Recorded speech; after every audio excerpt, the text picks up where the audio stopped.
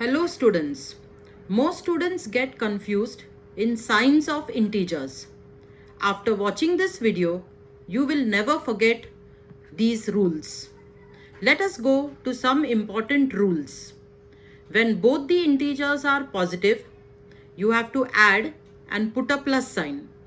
When both the integers are negative, you still have to add, but you have to put a negative sign. And when one integer is positive and one is negative, then you have to subtract but put the sign of the greater number. These are some very important rules before we start with operations on integers. Students make mistakes when they try to understand these signs.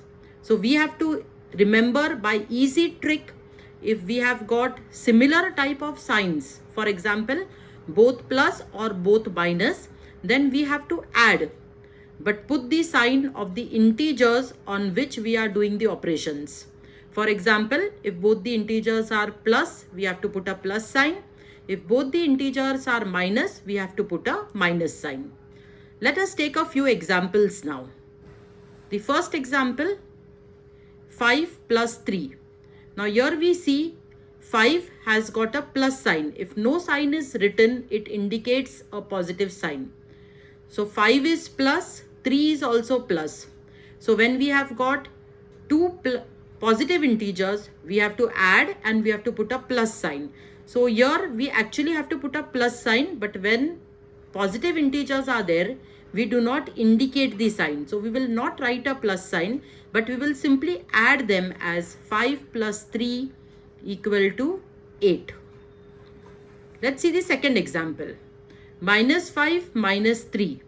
Now here we are having 5 as a negative integer, 3 as a negative integer. So when we are having two negative integers, we have to add, but we have to put a minus sign. So we will write a minus sign in our answer and we will add 5 plus 3 equal to 8.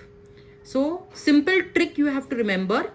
If we have got integers of the same sign, that means either two positive integers or two negative integers, then we have to add and we have to put the sign of those particular integers. Where we have taken the example, two positive integer, we added and we put a positive sign. Two negative integers also we added, but we put a minus sign.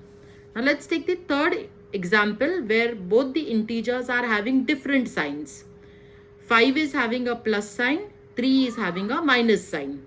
So when we have got a positive and a negative integer, we have to subtract, but we have to put the sign of the greater number. Now in 5 and 3, 5 is the greater number. It is having a positive sign. Plus sign we don't indicate. So simply we will subtract 5 minus 3 equal to 2. Let's take the next example. Minus 5 plus 3. Now again, one number is negative, one integer is positive. So we have to subtract, we have to put the sign of the greater number.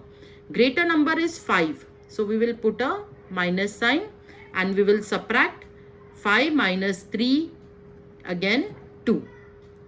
Okay, let's go to the next example. Minus 2 minus 3. When both the integers are negative, we have to add, but we have to put a minus sign. So we will put minus and we will add 3 plus 2 equal to 5. Next, 2 minus 3. One is positive, one is negative. So we will subtract, but we will put the sign of the greater number. 3 is the greater number here. It is having a minus sign. So we will write minus. 3 minus 2 equal to 1. Minus 2 plus 3. Again, one integer is negative, one is positive. So we will subtract, but we will put the sign of the greater number. 3 is the greater number. It is having plus sign.